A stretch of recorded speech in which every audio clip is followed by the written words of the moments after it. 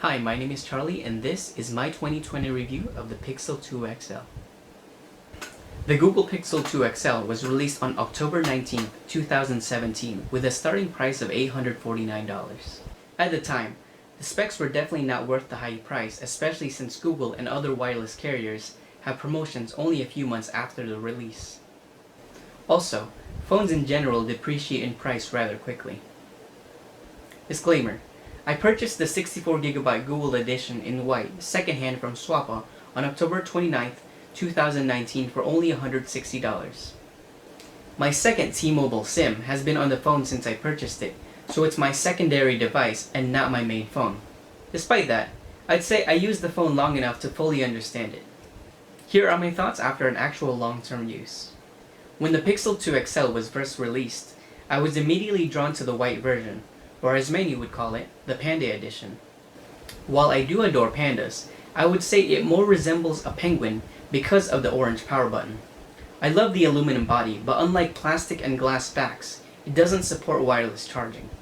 The plastic coating on the back gives the phone some texture and makes it less slippery than plastic or glass.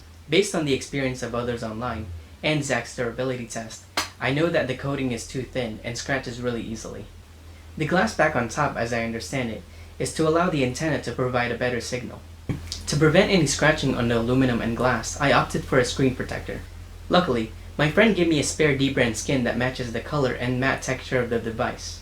I'm a fan of the two-tone finish overall, even if it's oftentimes in a case. On a side note, if you have a skin on this phone, the Rhino Shield bumper case and the official Google fabric case will most likely peel it off. The only cases that I have that fit are the Crave Dual Guard Protection series and the X-Level TPU case. I've been a fan of big displays on phones ever since Samsung started the phablet trend. The 6-inch display on the phone is on the larger end, but it's still comfortable to hold. The display is POLED and was made by LG, which hasn't had the best reputation. The biggest problem I have with the display is the lack of brightness. Sure, the display is much brighter than my Essential phone, but it still doesn't get as bright as my Galaxy S7 Edge. I'll give some points to the ambient sensor and auto brightness. Before, the screen was always too dim for me to see, but it's actually adapted and learned from my usage. I haven't had any issues with screen burn-in, and considering how old this phone was when I first bought it, I'm pretty lucky. The blue tint has never really bothered me when watching content, because like a normal person, I face the screen head-on and not at an angle.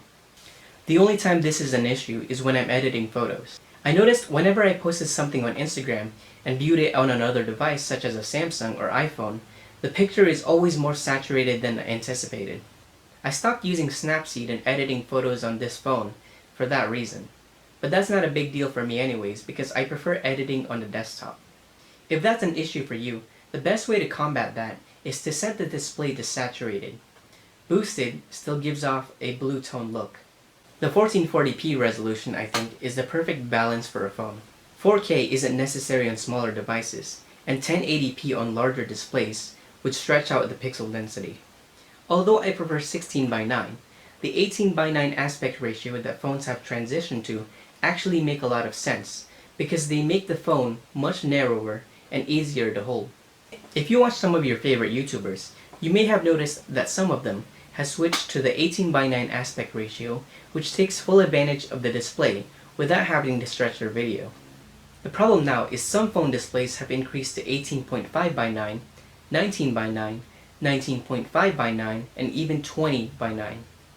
This aspect ratio topic will need to be addressed in another video. As for the bezels, pictures of the phone have always made it seem like they were symmetrical, but upon closer inspection, the top bezel is slightly larger than the bottom bezel. The side bezels remind me of the bezels from the iPhone 6 through 11, thick and rounded.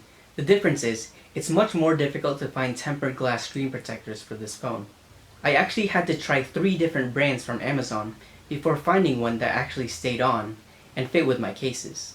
60Hz on a phone is completely fine in 2020 and on, especially if you don't even use it for intense gaming.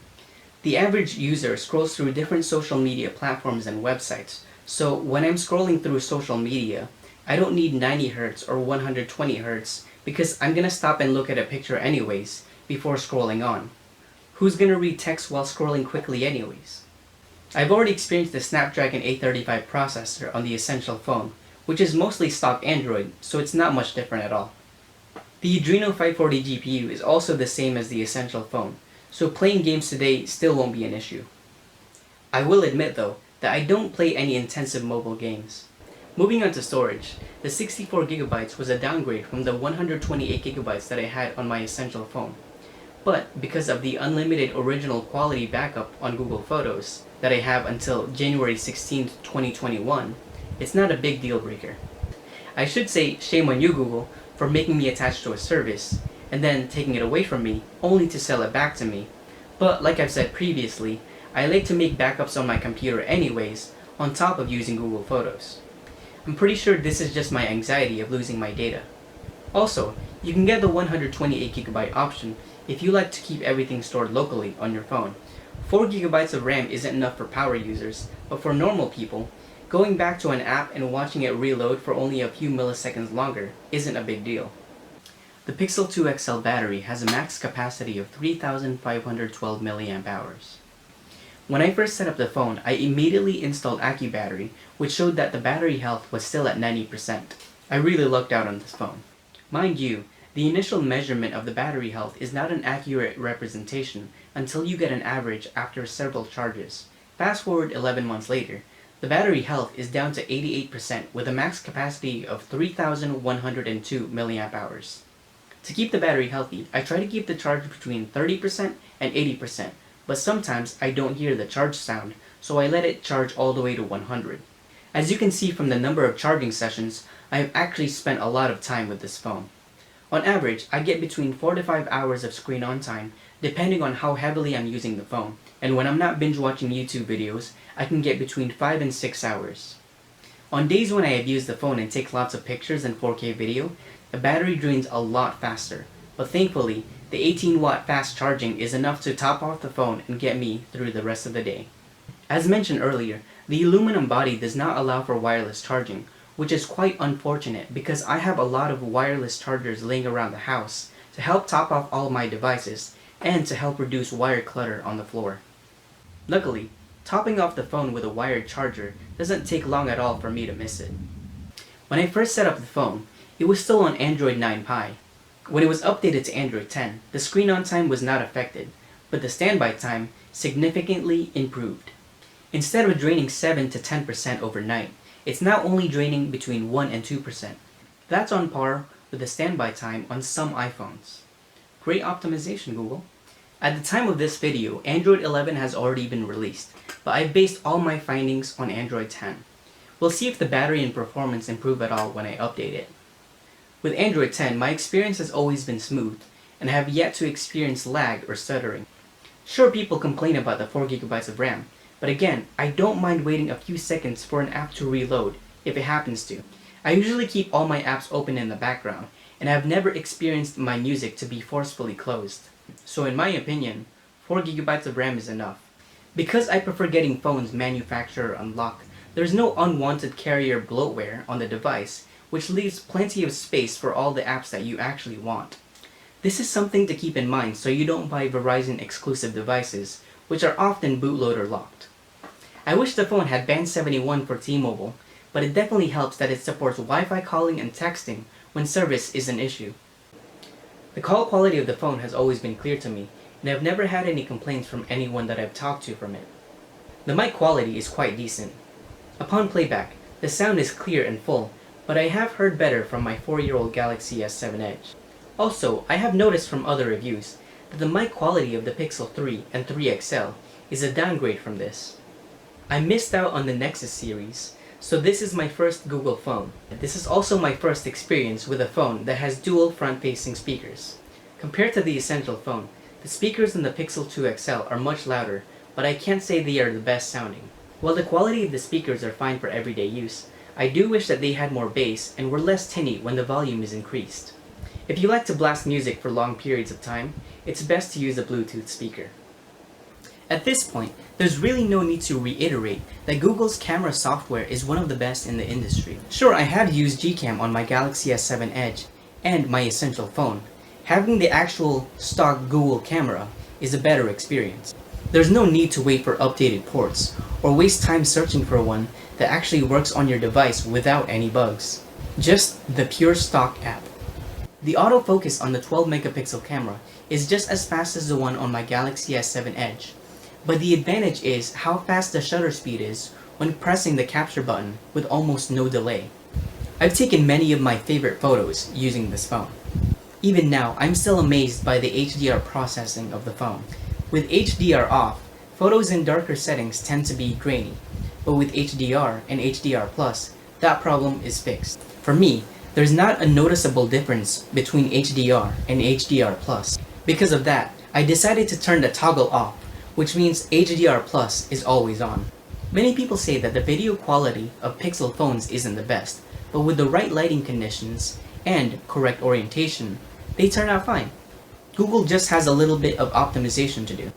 I always have video stabilization turned on, but because of the behind the scenes going on with the EIS, I do hate that it has to zoom in a lot. That crops out a lot of your shot and makes it harder when you're in a situation where you can't back up. This is a common trade-off in most phones when it comes to video stabilization.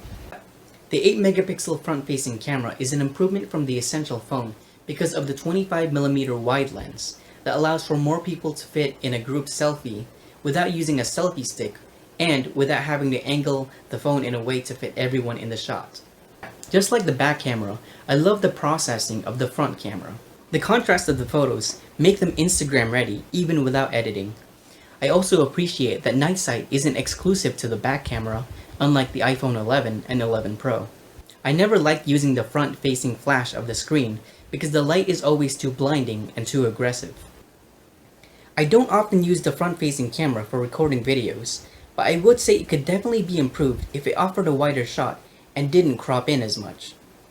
I love having a camera app with a simplified interface that puts every camera setting in the correct location. The minor tweaks such as hiding the camera settings with a swipe is very clean, and moving the camera toggles below the shutter button allows for easier access, especially with such a large phone. This is on top of the swipe to switch function that's already provided.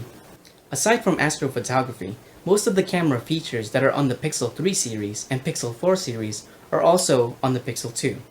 Night sight, for example, was released for the Pixel 3 series, but Google didn't make it exclusive to that series and on. They pushed that camera update to the Pixel 2 and 2 XL, as well as the original Pixel and Pixel XL, something that Apple didn't provide for their earlier model iPhones when the iPhone 11 series finally launched with night mode. If you're really interested in astrophotography though, ports of the Pixel 4 camera are available online, and I have known some to work with the Pixel 2 XL. I've used it only a few times, so it's not something that I would miss on my 2 XL. There are many modes on the camera that you may or may not use, but Playground is definitely fun to try, especially if you're a parent who wants to entertain their kids, or even bribe them for a picture. It also goes to show that you don't need an iPhone to experience AR. Although it's not always accurate, integrating Google Lens with the camera app was a great idea, and it's actually been quite useful when it does work. The customizations you can do on stock Android are limited compared to Samsung's version of Android, but the minor tweaks you can do are still fundamental.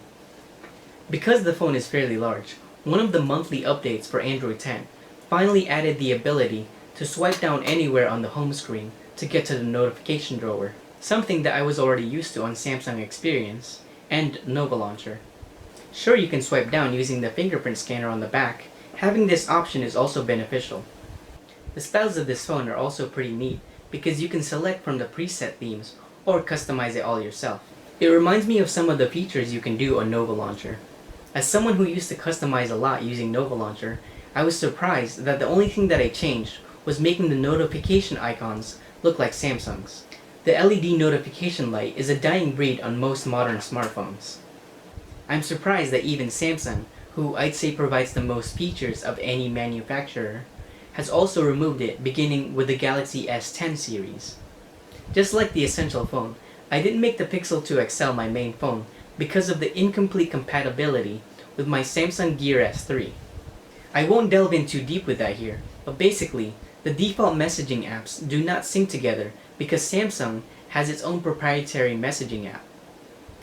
As for messaging, I was able to use RCS only a couple of times, mainly because most of my friends are on iPhones, And I mostly use texting apps such as Telegram and GroupMe. All of those options are better than where RCS is at today. So is the Pixel 2 XL still worth it to buy in 2020? In my opinion, for $160 or less, it is. Some of you naysayers out there may point out that after October of 2020, there are no more guaranteed Android or security updates. And after January 16th, 2021, Google Photos will no longer support backups in original quality. While I agree on these 2 points, many reviewers didn't even make it to Android 10 using the Pixel 2 XL. So the experience has certainly changed since they first received the phone early on. This phone originally launched with Android 8.0 Oreo and was updated to Android 9 Pie, Android 10, and now Android 11. That's 4 versions of Android it supported. The Essential phone, which was launched in the same year, stopped at Android 10.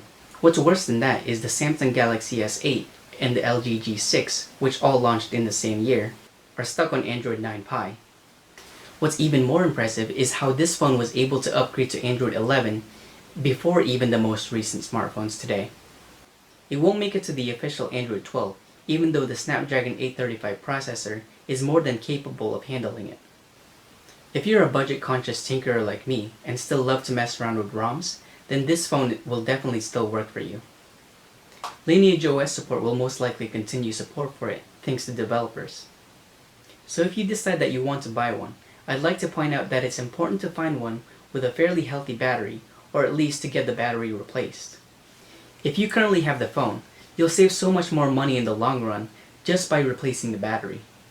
If you want a phone that just works, and don't want to have to tinker with ROMs in the future, then I'd suggest saving a little bit more money and spending $250 on the Pixel 3a, 3a XL, or even the Pixel 3. You can even get the Pixel 3 XL, or the new 4a, for $350. Whichever one you choose, all these options are comparable and will offer longer term support in the future. I hope you enjoyed this video and found it helpful. If you have any questions or want to share your thoughts on the phone, let me know in the comments down below. Thanks for watching.